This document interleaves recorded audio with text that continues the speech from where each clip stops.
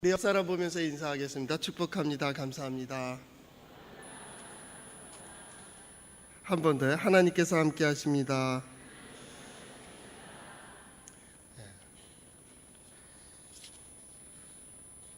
메시지가 떴어요. 뭐라고 했냐면 아리랑과 스리랑을 누가 낳는지 아세요?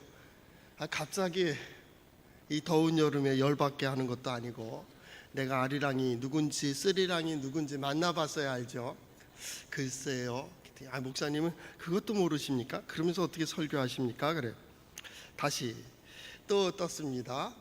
아리랑과 스리랑을 누가 낳는지 아십니까? 글쎄요. 그 노래 아십니까? 아리랑 스리랑 뭐 이런 노래 아시냐고. 그래서 한참 생각해. 아리랑 한참 했어. 남도의 그 노래 민요 아닙니까? 남도에서 오신 분들 한번 맞춰보십시오. 아리랑 스리랑 누가 낳는가?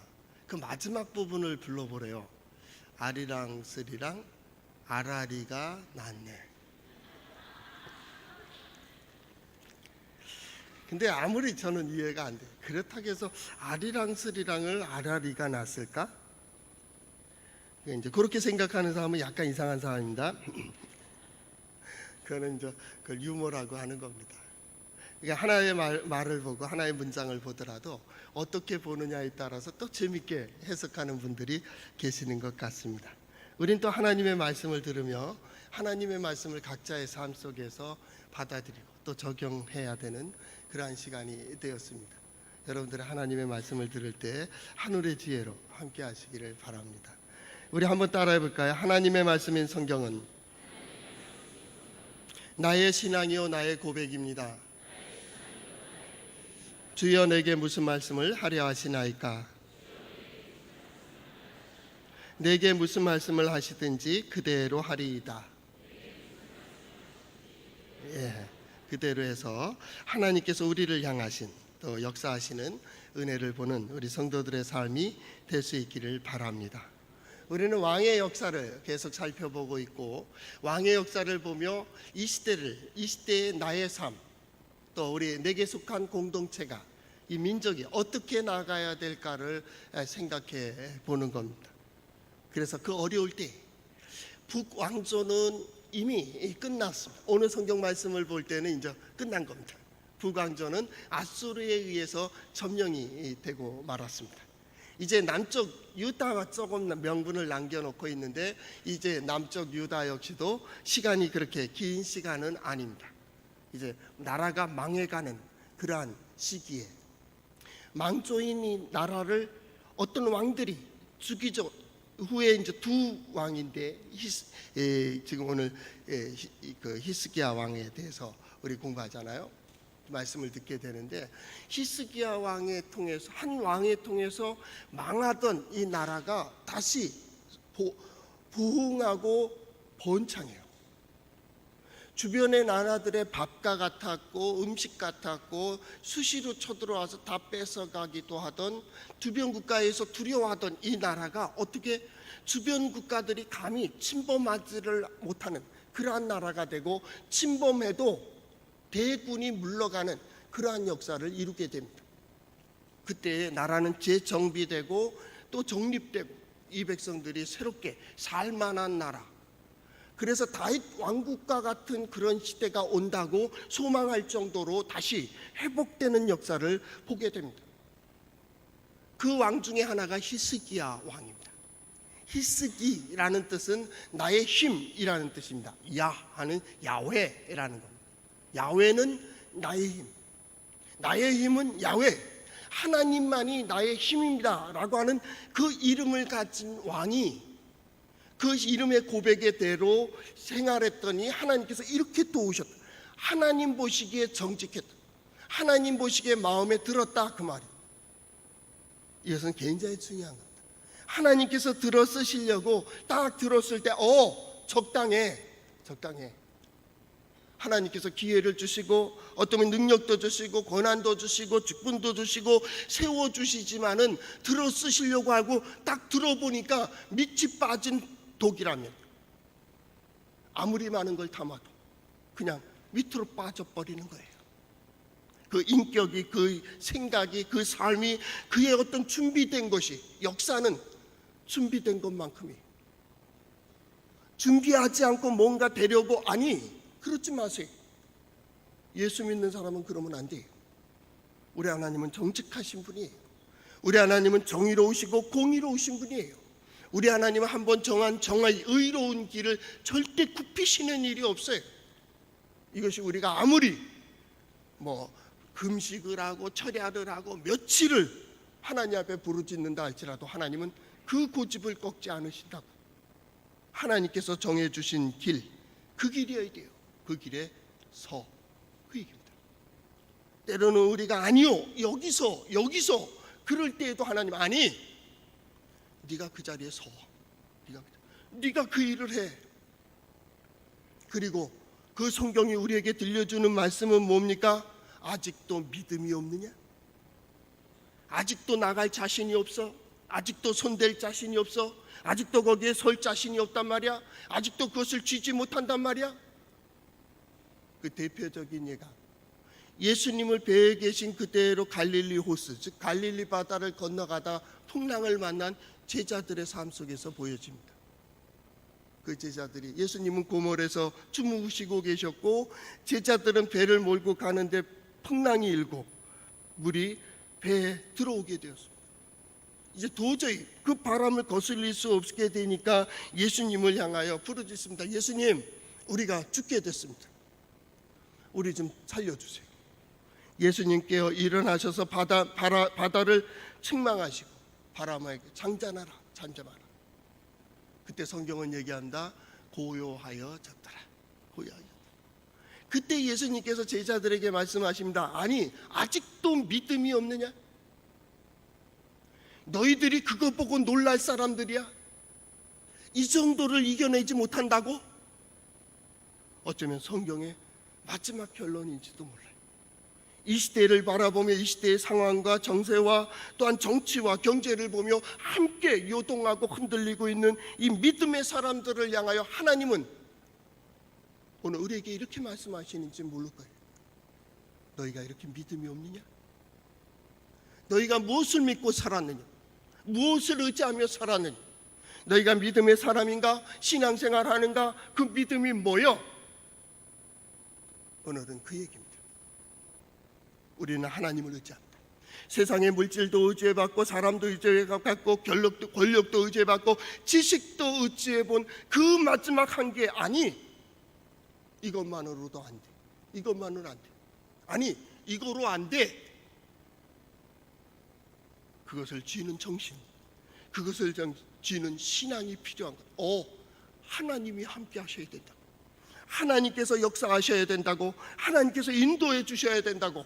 그래서 결단한 사람들이 누구예요? 예수 믿는 사람들이. 우리는 다 부족해. 우리는 죄인이야. 그래서 예수 그리스도의 십자가 앞에 스스로의 죄를 고백하고 다시 하나님을 향하여 선 자 누구요? 믿음의 사람들. 우리 다 믿음의 그런 사람들이. 그리고 그때 고백합니다. 히스기야 같은 이름으로 그렇게 고백합니다. 하나님은 나의 힘이시라. 나의 힘은 하나님이라고. 하나님께서 함께 하시면, 하나님께서 역사하시면, 하나님께서 도와주시고 하나님께서 붙들어 주시면 그 길도 나갈 수 있어요. 바다도 들어갈 수 있고 불 속에라도 뛰어들 수 있어요. 우리는 그 믿음을 가지고 있는 거예요. 그 믿음으로 나가고 믿음으로 행하고, 그것이 신앙생활. 신앙으로 생활하는 거예요. 그 신앙의 중심은 물론 하나님입니다. 우리 흔히들 말하잖아요. 인본주의, 신본주의 뭐 이런 말 하잖아요. 인본주의는 뭐고 신본주의는 뭐요? 간단합니다. 하나님 중심입니까? 인간 중심입니까? 누구의 뜻을 더 의지하고 있습니까? 누구의 소리가 더 크게 보입니까? 누구의 소리가 더 크게 들립니까? 무엇이 더 크게 보입니까? 세상의 권력이 더 크게 보인다면 세상주의입니다. 인본주의입니다. 하나님의 능력이 더 크게 보인다면 신본주의입니다. 하나님의 능력이 있습니다. 세상의 뜻이 더 크게 들린다면 그는 인본주의입니다. 그러나 하나님의 뜻이 살아있고 능력이 있다고 본다면 그는 신본주의입니다. 하나님을 바라보고 있다면 하나님 중심입니다. 사람을 바라보고 있다면 사람 중심입니다. 오늘 예배하는 성도 여러분, 여러분은 누구를 향해 서 있습니까? 무엇을, 어디를 향하여 우리의 삶을, 우리의 발걸음을, 우리의 마음을 움직이고 있습니까? 이것이 바로 신본주의와 인본주의의 차이입니다. 누구 중심이냐? 그 말이에요. 우리는 성경을 봅니다. 우리 지난 시간에 살펴보았듯이 히스기야라고 하는 왕은, 그 아버지는 유대 역사의 가장 악한 왕 하나 둘 꼽는다면 히스기야의 아버지와 히스기야의 아들입니다. 아주 악한 왕입니다. 그리고 그도 그럴 것이 유다의 마지막 망조로 가는 왕조에 그들이 아주 중요한 패망의 원인을 제공한다. 그런데 어떻게 히스기야 같은 왕이 나올 수가 있었냐고. 히스기야에게 가장 중요한 게 있었습니다. 다윗과 같은 삶을 살았다. 그의 어머니가 제사장 가문에서 태어났다. 그렇기 때문에 하나님을 섬기는 법을 알았다라는 것이 주경학자의 해석입니다. 제사장의 딸입니다. 어려서부터 하나님을 섬기는 법을 배웠고 하나님을 섬기는 것을 보았고 하나님을 어떠한 가치에 두어야 되는지를 어려서부터 익힌 그 엄마가 자기 남편 아하스, 악한 왕과 살며 얼마나 20여 년을 괴로워했겠어요. 그리고 남편이 죽고 이제 아들이 왕이 됐습니다. 히스기야입니다. 히스기야. 열왕기하는 그것을 얘기합니다. 그의 어머니는 누구라? 라는 것을 얘기합니다. 그 어머니가 이 아들만큼은 신앙으로 서기를 바랬던 것 같아요. 그래서 가부장제도이면서도 모계사인 이스라엘의 역사 속에 그 아들을 신앙적으로 기른 거예요. 계속. 그래서 어떻게 해요? 왕위에 오르자마자 종교개혁을 일으킵니다. 그 아버지가 섬겼던 우상을 다 제거해버린다. 산당을 제거해버린다. 오직 하나님만을 바라보며 하나님의 뜻을 세웁니다. 오직 하나님. 정치력이 중요하고 군사력이 중요하고 경제력이 중요한 그때 그는 경제를 얘기하지 않습니다. 정치를 얘기하지 않습니다. 그 정신을 얘기합니다. 정신이 바로 서야 된다고. 하나님을 향하여 바로 서야 되고 이웃을 향하여 공의와 정의를 행해야 됩니다. 이것이 바로 설 수 있는 길이요. 그러지 않으면 나라는 아무리 많은 또 재산을 가지고 있고 물질을 가지고 있고 군사력이 있다 할지라도 망하는 겁니다. 로마가 돈이 없어서 망한 게 아닙니다. 군사력이 약해서 망해지는 게 아닙니다. 이 정신이 해이해지고 정신이 망했습니다. 그래서 망한다. 한 가문도 마찬가지입니다. 없을 땐 오히려 정신력이 살아있어요. 그런데 물질도 편안해지고 풍요로워지고 사는 것도 평안해지고 집도 좀 커지면 그때부터 내 거라는 게 생겨요. 그때부터 분쟁이요. 없을 때는 작은 거라도 어디서 먹을 것이 생기면 어때요? 우리 어머니 갖다 드린다고, 우리 동생 갖다 주기 위해서 이것을 주머니에 놓으세요. 지금 그런 친구들을 봐요. 왜요? 풍요로우니까. 그러니까 오히려 자신을 생각하는 거예요. 이번 주간을 지나며 뉴스에서 많이 남북한 관계에 대한 것들이 막 들려오고, 북한에서 또 미국의 트럼프가 뭐 이 한반도에 화염 불바다 뭐 이런 소리가 막 나옵니다. 우리는 아무 소리 못해요. 가진 능력이 있어야죠. 미국에서는 화염을 얘기하고 있고요, 북한에서는 불바다를 얘기하고 있고요, 중국에서는 허락하느니 마느니 이 얘기를 하고 있고요, 일본에서는 재무장해놓고 조그만 위험 요소만 있어도 자국의 이익을 위해서 폭격하겠다고 얘기하고 있고, 남한은 아무 능력이 없다. 우리의 소리가 없어요. 무엇보다도 지금 국방 경제력 좋습니다. 무엇보다도 국민들이 한 마음으로 지금 총력을 기울여야 됩니다. 한 마음이 되어야 될 때, 이때 국력이 자꾸 분산되고 있는 거예요. 협력하고 협동해야 될 때, 그래도 힘든 이때 말입니다. 죄송한 얘기지만 누가 대통령 얘기를 듣겠어요? 누가 여기 시장이 얘기한들 듣겠어요? 도지사가 얘기한들 듣겠어요? 누구를 듣겠어요? 누구를 지도자로 세웠고 누구의 뜻을 바라고 있는 거예요? 하나님께서 들어 쓰시려고 할 때 그것은 그 그릇이 어떠한가가 중요합니다. 지금 많이 가졌느냐 적게 가졌느냐의 문제가 아니에요. 지금 방향이 중요해요. 어느 쪽으로 갈까요? 어느 쪽으로 가기로 결정했다면 한마음이 되는 게 중요해요. 때로는 우리의 흠이 있어요. 부족함도 있어요. 그렇잖아요. 우리 자식들도 그러잖아요. 자식의 흠이 있고 부족함이 있어요. 그래도 감추는 거예요. 그래도 감싸는 거예요. 그래 크지. 크면 되잖아요. 성경도 얘기합니다. 내 믿음대로. 내 믿음대로란 내 믿음만큼입니다. 내 믿음만큼. 하나님이 안 계셔서가 아닙니다. 역대기를 잘 보세요. 열왕기를 보세요. 하나님은 계속 그들과 임마누엘 함께 하셨습니다. 그들을 도와주셨습니다. 때마다 선지자를 보냈습니다. 아하스 왕은 얼마나 악한지요. 선지자가 얘기해도 듣지 않습니다. 분명한 증거를 보여도 안 믿습니다. 안 믿기로 작정한 사람 같습니다. 하나님의 말씀에 대하여 무조건 반대합니다. 성경을 보면 늘 아쉬웠던 게 있습니다. 오늘 선지자를 언급하면서 사무엘상 15장에 보면 사무엘이 사울도 왕으로 세우고 다윗도 왕으로 세웠습니다. 근데 사울이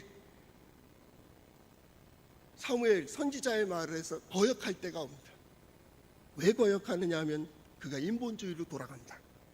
사람들의 마음을, 사람들의 말을, 사람들의 뜻을, 사람들의 생각을, 사람들에게 인기를, 사람들에게 뭔가 얻으려고 한다. 이때 하나님이 보이질 않습니다. 저 사람들이 나를 어떻게 생각할까? 저 사람들의 마음이 어떻게 해야 좋아할까? 사울은 충분히 그러한 인성을 가진 사람입니다. 여러분, 다윗과 사울 누구의 인성이 더 좋은 것 같아요? 사울입니다. 능력이 누가 더 있을 것 같아요? 사울입니다. 외모로 봐도 누가 왕감이에요? 사울입니다. 사울은 인정도 있고요, 효도 지극하게 보이고요, 어느 거 할 때마다 사람들을 자꾸 배려합니다. 다윗은 그렇지 못합니다. 그런데 다윗의 가문은 계속 왕위를 그나마 이어가고 있고 사울은 끝납니다. 그때 이런 표현을 썼습니다. 사무엘은 남아로 가고 사무엘이 죽는 날까지 사울을 다시 가서 보지 아니하였더라. 또한 시드기야 왕 후대 이제 시드기야 왕 때 이런 일이 있었습니다. 시드기야 왕에게 이런 위기가 있습니다. 이런 어려움이 있습니다. 그러니 당신 이것을 위해서 준비하세요. 국방을 든든히 하고 백성들에게 마음을 하나로 모으고 하나님께로 모으세요. 신앙이 하나가 되도록 하세요. 그래서 우리가 하나야 단결할 때 저들은 우리 건들지 못합니다. 하나님이 우리와 함께 하셔야 됩니다. 그때였습니다. 그때 거짓 선지자 하나냐가 바로 시드기야 옆에 붙어 있습니다. 그는 얘기합니다. 아니요, 왕이요, 그러지 마세요. 1, 2년 사이에 저들은 망합니다. 그렇기 때문에 저들 선지자 예레미야의 말을 듣지 마세요. 우리는 평안해질 겁니다. 하나님께서 다 해줍니다. 기도하세요. 그럼 다 해줍니다. 하나님 우리와 함께하지 않습니까? 함께한다는데 왜 우리가 불안할 수 있습니까? 그렇게 얘기했습니다. 오늘 우리가 성경 말씀을 쭉 읽다 보면 예레미야 28장 11절, 예레미야가 자기의 길을 가니라, 그렇게 돼 있어요. 예레미야가 자기의 길을 간다. 그때부터 시드기야를 보질 않습니다. 그래, 너의 귀가 그쪽으로 열렸으니까요. 저는 우리 예배 스태프들하고 요즘에 하는 말이 있어요. 지금은 위로할 때가 아닙니다. 격려할 때가 아닙니다. 하나님의 뜻이 무엇이냐로 보일 때도 아닙니다. 선택하기를 요구할 때도 아닙니다. 지금은 무엇이 하나님의 뜻이라는 것을 전할 뿐입니다. 이미 결정 났습니다. 하나님께서 인도해 가십니다. 하나님께서 보여주십니다. 하나님께서 역사하십니다. 이것이 하나님의 뜻입니다. 이것이 하나님의 결과입니다. 우리가 선택한 결과가 이거라고 증거해야 되는 때, 바로 이때, 올해, 내년, 후년 아마 그 시간일 겁니다. 그래야 이 시간이 지나야 믿을 이들은 믿고 믿지 않을 사람들은 믿지 않되 하나님 두려운 줄 알게 되는 겁니다. 아, 이런 사람들을 도와주시는구나. 이런 사람들을 통해서 역사하시는구나. 히스기야 시대 아스루 왕이 북쪽을 점령한 후에, 그리고 몇 년이 지난 다음에 대군을 이끌고 남쪽으로 또 내려옵니다.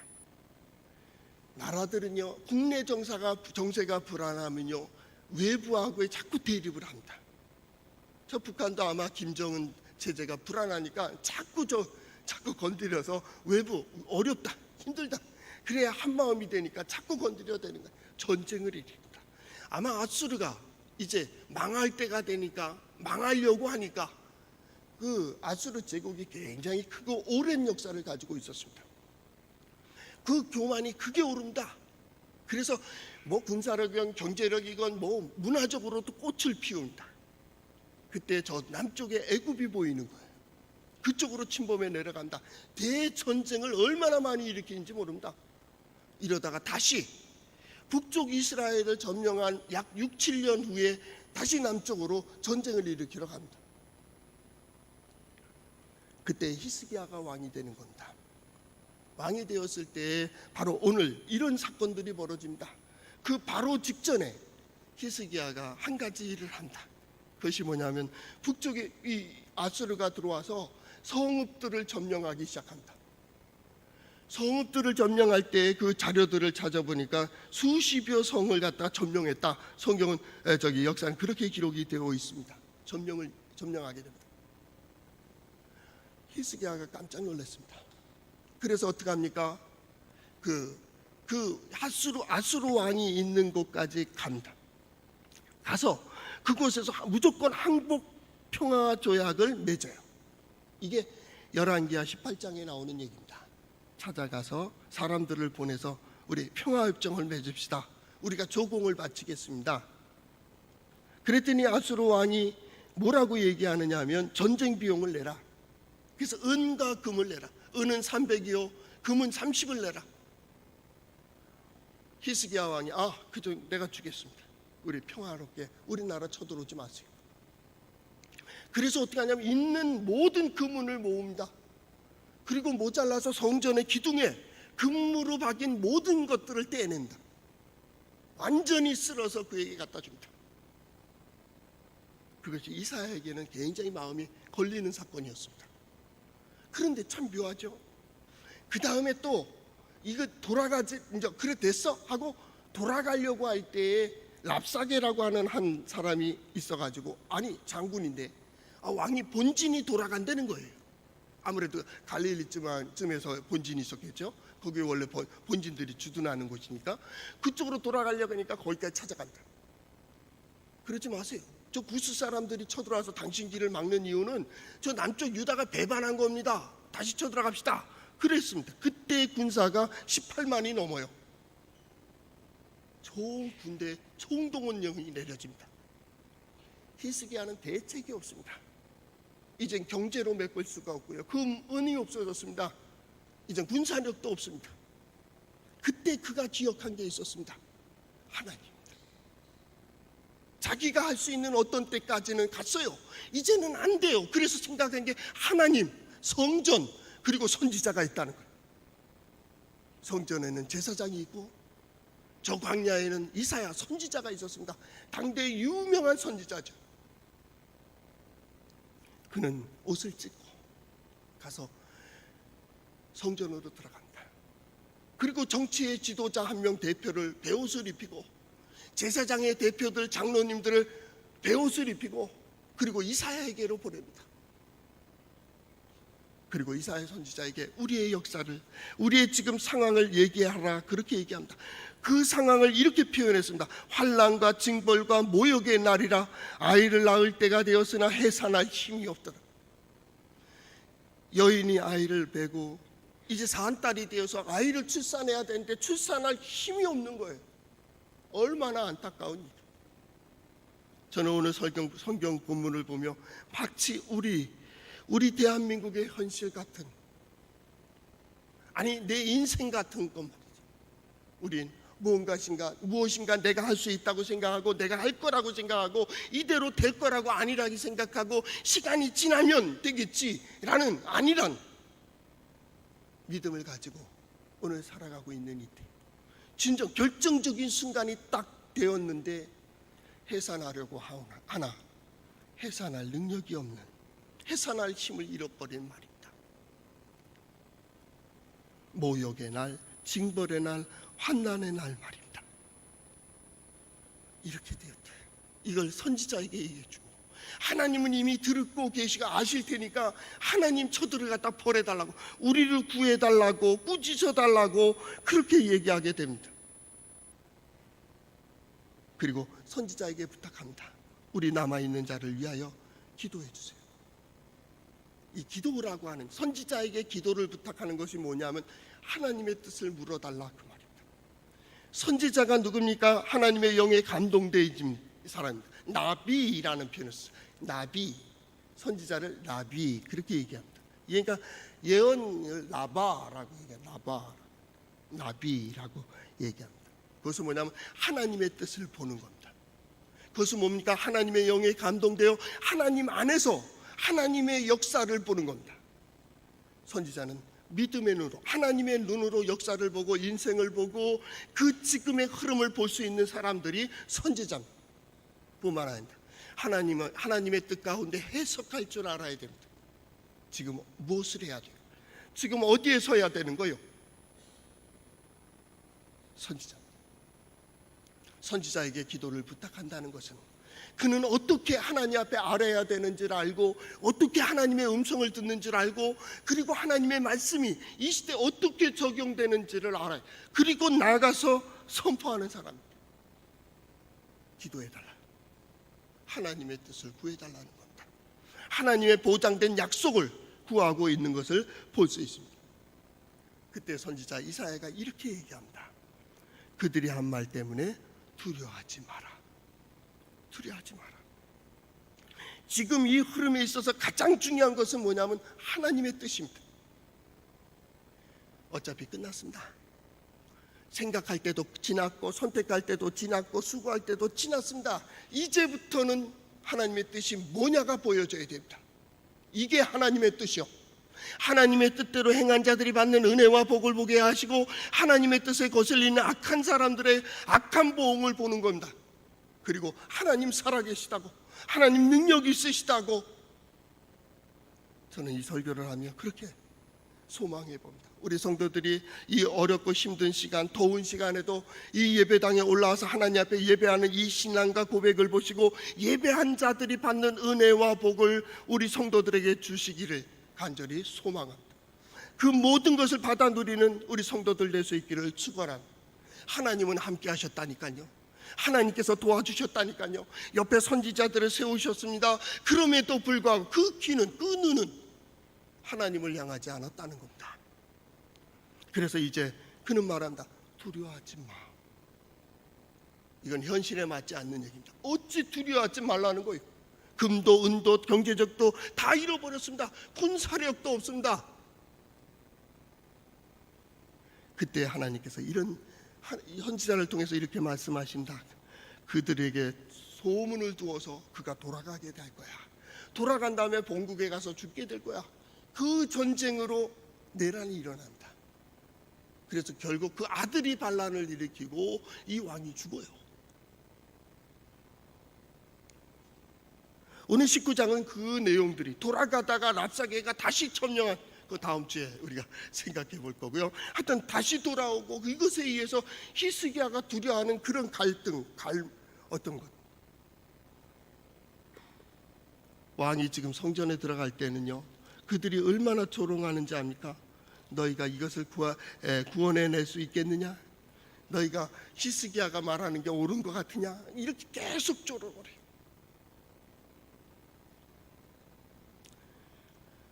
뭐 때문에 두려워하지 마라.